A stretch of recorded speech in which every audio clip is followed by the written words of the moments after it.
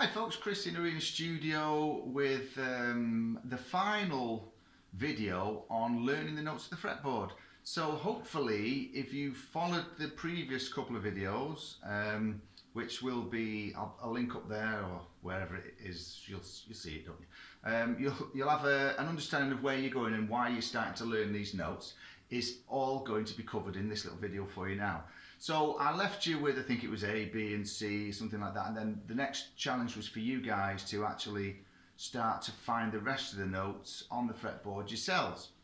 So I'm assuming that you've done that. If not, then stop this video, go back and watch the other ones, like I say, and that'll help me out. Now a lot of guys ask me, why do we want to do this, Chris? And I'll say, the reason is you start to visualize the fretboard in a completely different way rather than looking at box shapes. Like I tend to be a modal player. I like to play the modes a lot, and then possibly the relative minors and then the minor pentatonics, depending on which kind of style or track I'm working over. So for me, this helps me massively. Now, if we were to say, we'll go back to the C note, so you should know now where your C's are. All this kind of malarkey, you know where those C notes are, don't you now? So we're going to look at, say, the C minor pentatonic, the box shape that we normally work off. So I'm going from notes on the fretboard to suddenly starting to apply this to certain patterns. So you'll see that if we go,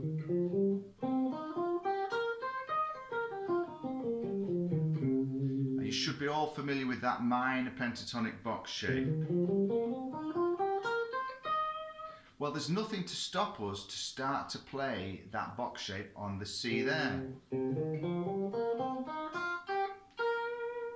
So again, we're not just looking at the minor pentatonic box shape in one position. There's more than one way that we can play that. So again, if we take a C there, we can play that. So we're kind of opening up the fretboard a little bit. We've got a C there.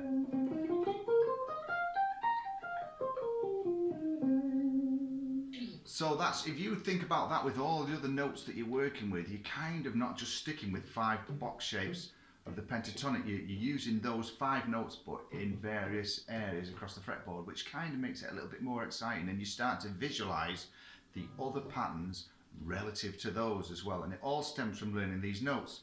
The other thing that it kind of does for me, which I use quite a lot when I'm sort of improvising over things, is say, well, so we'll pick a C note again.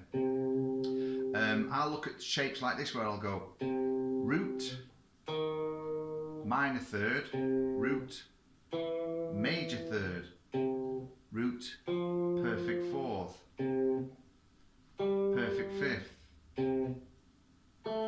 major sixth, major seventh, an octave. So those again are all good sort of reference notes for you, all from knowing that one note, what that root note is. You can find those patterns from that. Oops. Alright, so it gives you room to think about other options and opportunities with the fretboard rather than just playing shapes. You know, I'm a kind of, like I said to you earlier on, I'm a kind of modal player. I like to work with the modes a lot. So if I was playing in the key of C major, I would play my C major scale and the modes thereof over the top, and then I would also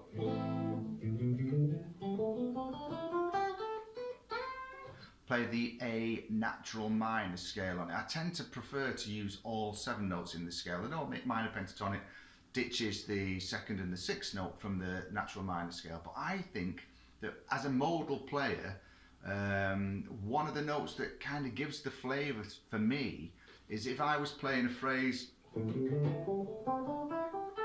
the minor pentatonic, I've got 2 notes missing, which to me add a little bit of sauce and flavour to it. So if I went,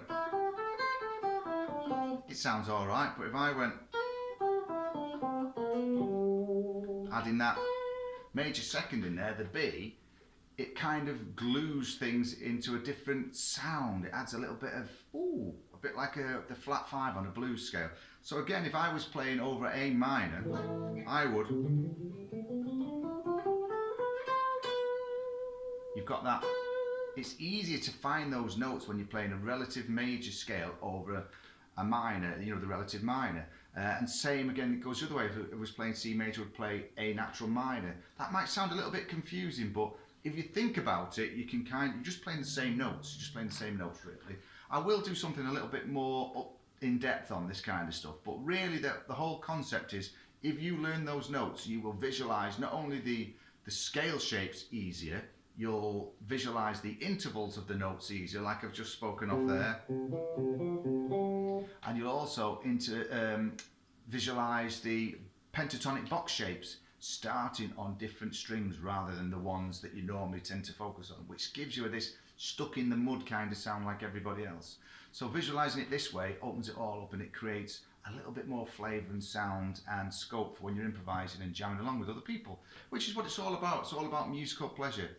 So that's it really for this. If anybody's unsure of any of this, please drop me a message below or a comment, and I'll see whether I can clarify if I've not explained things great. Because really, at the end of the day, I'm a music producer and a guitar player, and not the best at talking to cameras. So fingers crossed it does make a bit of sense for you. If not, drop me a text or a comment below, you know, and I'll see whether I can come up with a solution for you. So as always, from me, Chris, thanks for watching. Stay safe, stay well, and keep on rocking in the free world.